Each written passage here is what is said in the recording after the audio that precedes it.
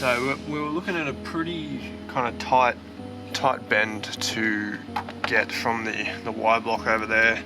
So pretty much how it's worked out is just a 90 going back, because there just wasn't enough room by the time you have the end of the fitting to the rail. There was just not enough room to, well, there'd be no hose essentially. So it was too much. So I've looped it backwards and it comes in with a 30-degree fitting on each rail. It's the same on the other end. Hopefully you kind of see there. It's getting a bit cramped in here now because I'm starting to put stuff back in. And over here I've got the fuel cell, the surge tank out. So it's quite neat. It's literally just these two nuts over here, these two here, then the whole thing lifts out. Obviously I took the battery out first because that's quite heavy. But yeah, you can see I've got the pumps all wired up, so they some decent gauge cable. They both go into a Deutsch DT connector. So, you know, one plug and, you know, 4 nuts essentially, and this whole thing's disconnected. Alright, so we're looking pretty good in here. Air tank, that's all plumbed in.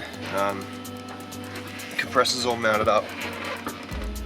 Water meth's all mounted up, all plumbed up. All the wiring's done, so they're on Deutsch connectors as well. Everything's kind of saddled in. I can't remember what I showed you last, but, you know, the bulkhead fittings feed and return to tank are there. This is the airbags, which goes into the car, into the switch. So this cover can go back on now. Alright, well, it's that scary time, well, not scary, but nerve-wracking time where we've got to basically pressure test the fuel system. So I'll show you guys how I do it and how pretty much everyone would do it. And if all's well, I'll show you guys how to set the base pressure properly. But yeah, I have actually had this on quickly just to do a quick check so that I'm not wasting time on camera. I'll show you. Everything was good except I had one little leak from this 3/8 NPT fitting. So what happened was I ended up pulling the rail off, and there was a bit of, obviously as it was threading in, one of the threads might have been a bit shitty inside after I tapped it. So it picked that up and kind of bound up. So it felt like it was tight, but it wasn't actually all the way home. I was initially a bit worried about this one because I know that I tapped all the holes the same depth, but this one was hanging out a significant amount. As you can see, this one, that was the first one that I put in, and I put this one in next, and it didn't go in it went in probably half the distance. So I was like, that's a bit odd. I was pretty certain that I tapped them the same distance, which I did, well, same depth I should say, but yeah, that was just a quick test, only with the main lift pump on. I hadn't actually put the 044 on, so it was actually leaking. It was making about 20, just under 20 pound on the pressure gauge. So yeah, I think it's time to do it. So the best way to do it is jumping the fuel pump relay. So essentially you want to be jumping pins 87 and 30. Yeah, so 30 is the power to the fuel pump and 87 is the hard active from the battery. So I've just got a little patch cable that I've used here. So we'll jump that. So as you can see, fuel pressure's starting to come up. So that's just the kind of contraflow through the pumps. So we can hear the pump going in the tank there. So the first thing, if you smell any fuel, you've pretty much got a leak, unless you've spilt fuel previously within maybe 10-15 minutes or so, but you shouldn't really smell fuel when everything's running, which I can't now, which is good. So yeah, all this is good. Essentially we're coming out of the main tank at the moment through the blue line, dumping into the surge tank, then the surge tank is filling up and overflowing out of the black line back to the tank. So it's just doing this circuit at the moment. I always like to break it down into, you know, smaller sections and not just go all at once, because as you see, we're getting about 20 pound of fuel pressure through all the lines. So a 20 pound leak isn't going to be anywhere near as drastic as a 60 pound leak. So obviously you want to go and feel around all your fittings, but you'll be able to see it. So now I think it's time to jump the 044. So this is my feed from down in where the fuel pump is. So I showed you before that I did the upgraded relay to the main pump because it was a really low voltage from factory. So this is the trigger that triggers both that main relay down there, and this will also come on. It'll put an 044 on with the main pump. So yeah, essentially I've just got it on a spade connector at the moment, but if I put this on, you can hear that 044 goodness, and we're looking good.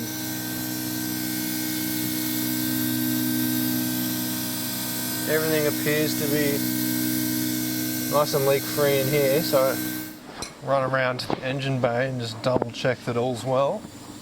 So we can see there we're getting 60 pound of pressure, which is pretty good. First thing, I can't smell any leaks, which is a good sign.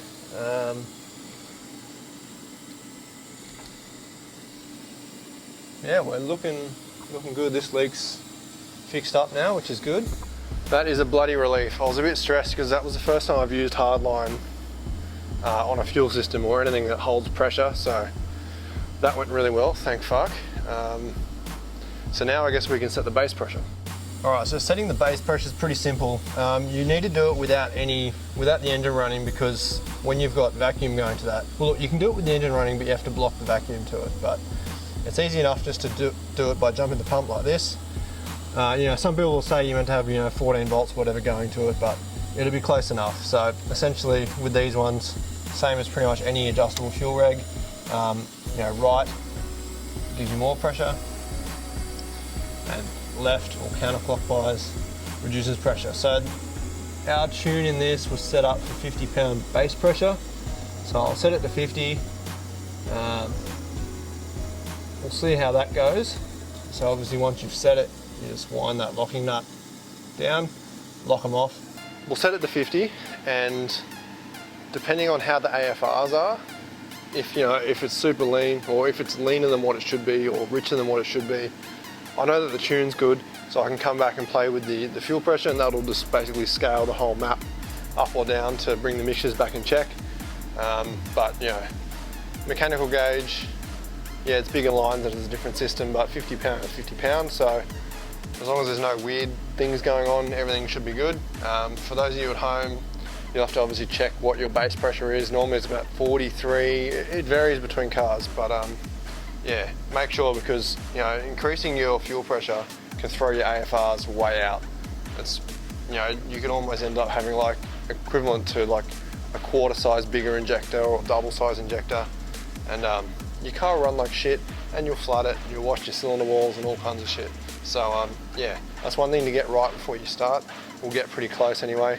If you're going to be tuning the car, obviously you'll be tuning that fuel map, VE table, etc., injector scaling to suit that pressure, but yeah, we're looking pretty good. So I'll lock that off, and I think that's pretty much it. All right guys, so that is essentially fuel system sorted. Actually, I better turn that pump off now. So yeah, everything's good.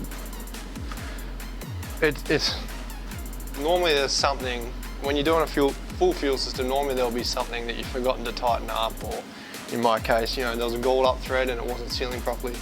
But it's good to obviously test these things well and truly in advance before you're taking it to an event or driving it somewhere.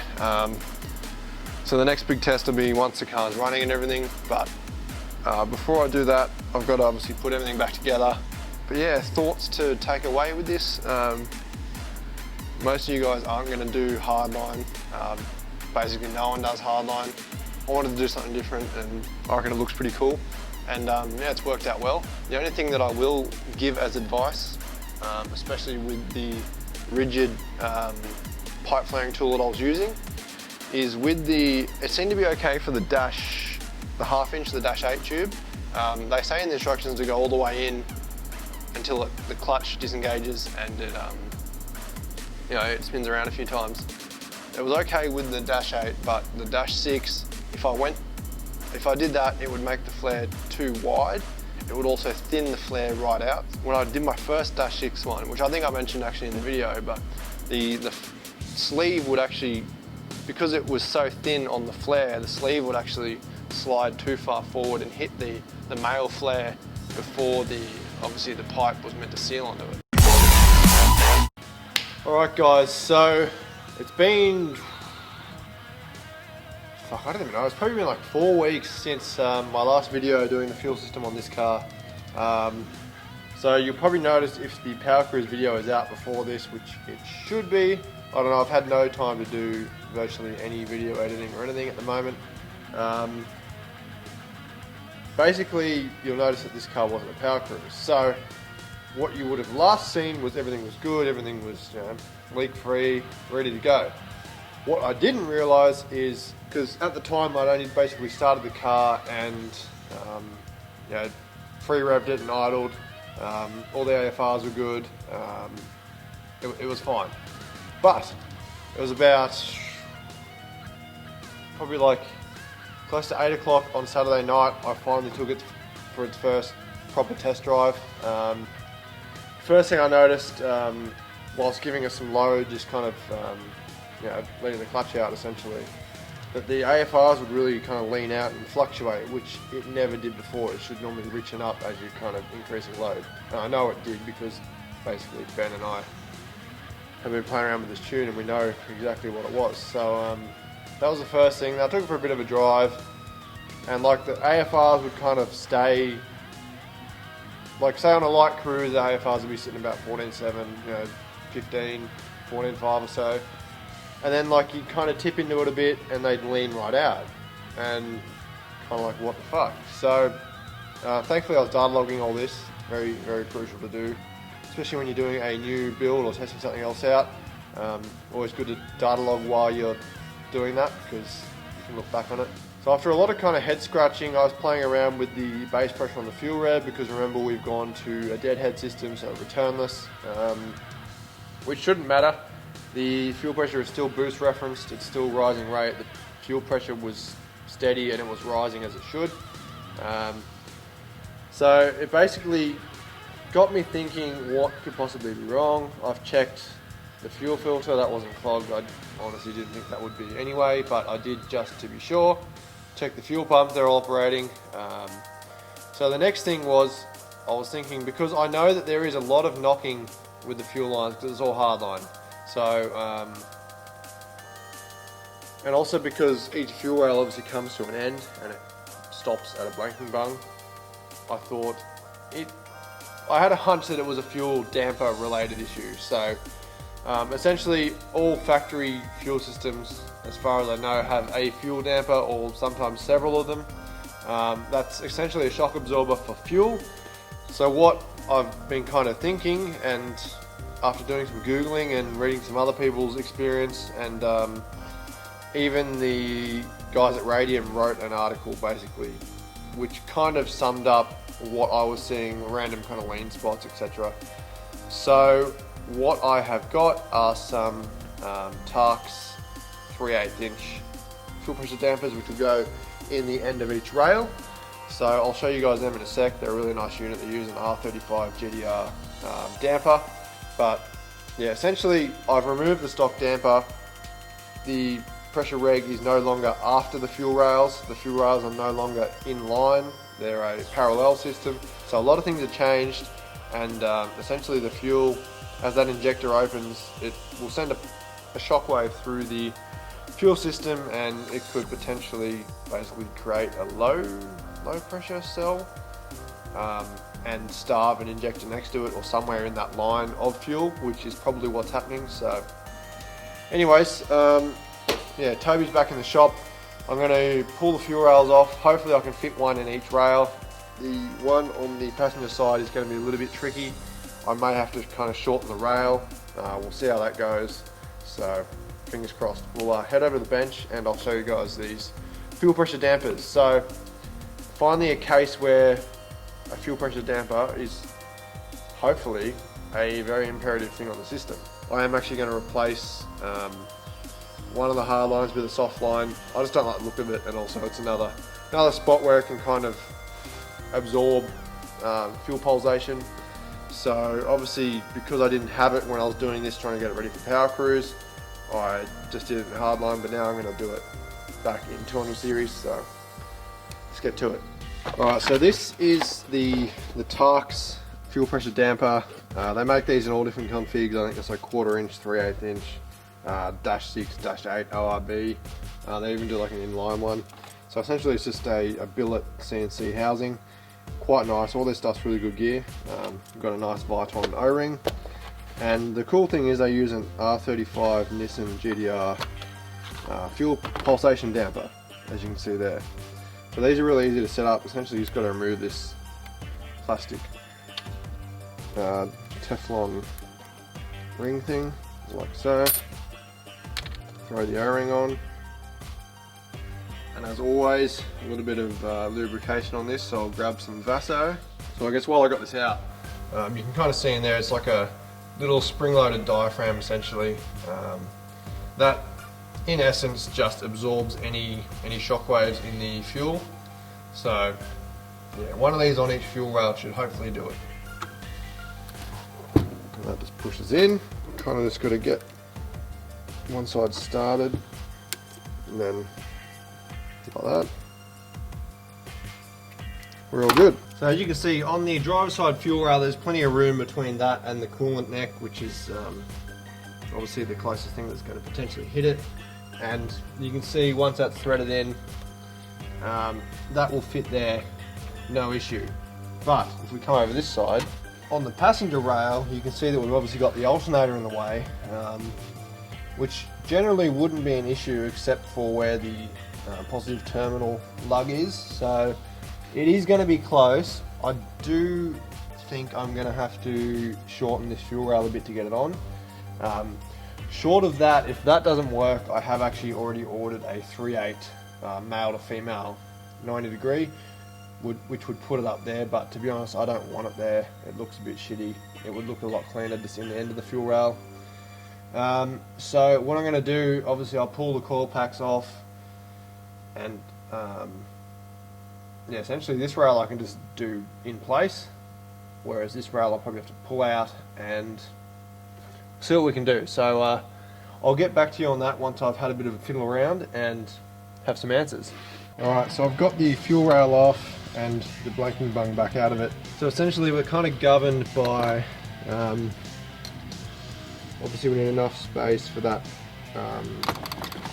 injector retainer clip to still work, as you can see. So I think what I'll end up doing is kind of cutting probably through there and then across there, obviously leaving the mounting bolts still intact. I'll cut that section out, and then we've still got kind of from there to probably about there to thread in our 3/8 fitting. So if needs be, I'll probably drill this hole past here so that I can then, if needs be, because this is a tapered thread, I can probably cut most of this off so that I can push this right in as far as possible. So obviously tapered threads, it gets wider as it goes in. So what I'll do is I'll just tap further into this, and hopefully this will be able to wind right in, and it should just hopefully clear. So fingers crossed on that. As you can see over here, this is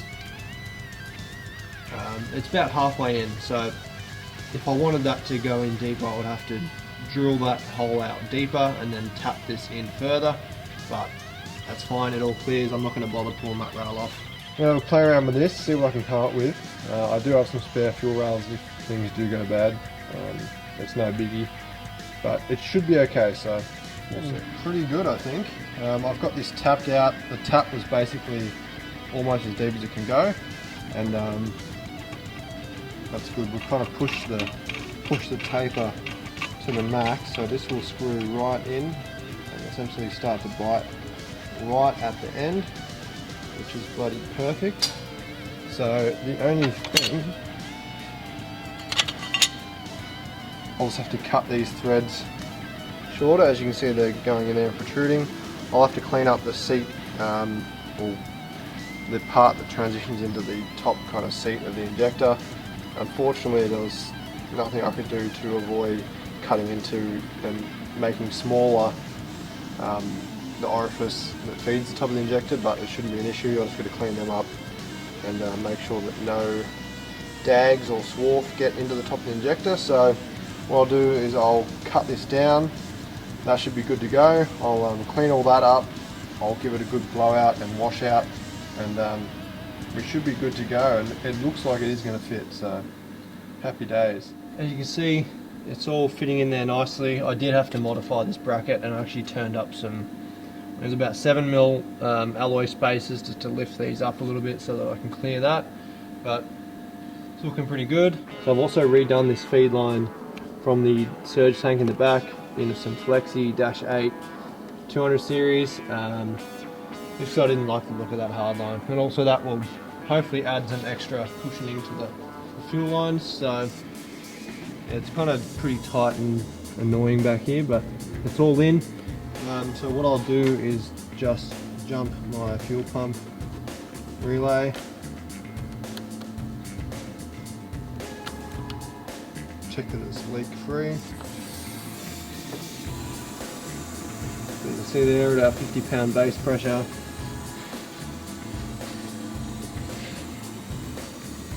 And everything sounds good. Fuel's flowing. No leaks, no smells, which is always a good sign. So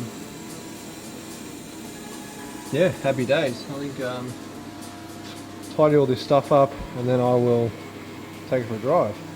Well, great success. You guys can add that to your list of potential weird issue fixes. That just shows you how important a fuel pulsation dampener is in certain situations.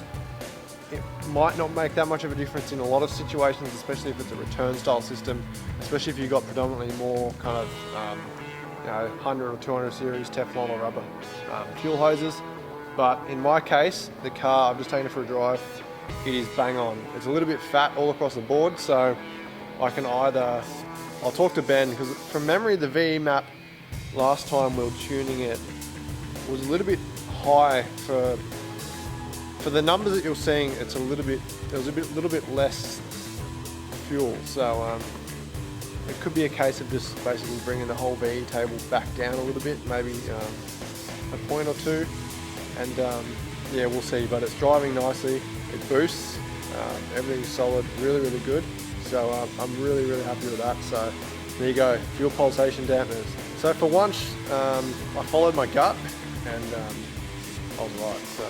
So if you're like me, it happens to me pretty much all the time. You'll have a gut feeling, and then you'll have a double take, then triple take, quadruple take, and then you start going around in a circle and doubting yourself. But I kind of stuck with it, and I guess all the years of kind of troubleshooting and diagnosing stuff and things that Ben's taught me and everything kind of led me to look at that, especially after doing some research, after thinking that was the issue, as I said before.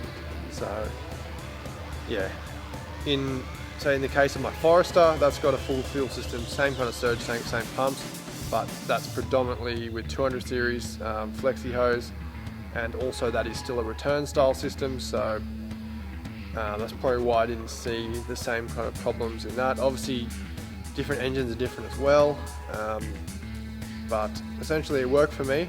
That's a big thing kind of out of my head. As I said, I've kind of put the car aside and just kind of regrouped and worked through it, instead of just rushing into it and potentially wasting money and all that kind of stuff. So yeah, happy days. Fuel system is finally done. Everything's looking really good. Anyways, hope you guys like this video, inspire some of your fuel systems, could potentially solve a weird issue that you've been having due to a fuel pulsation dampener, who knows. But yeah, be sure to subscribe, like, share, comment, all that stuff, and tick that little bell when you subscribe so you get my video notifications. So yeah, anyway, until next time, keen to get this thing back to the drags, maybe do some roll racing. I'll need some better tyres first, but nonetheless, until next time.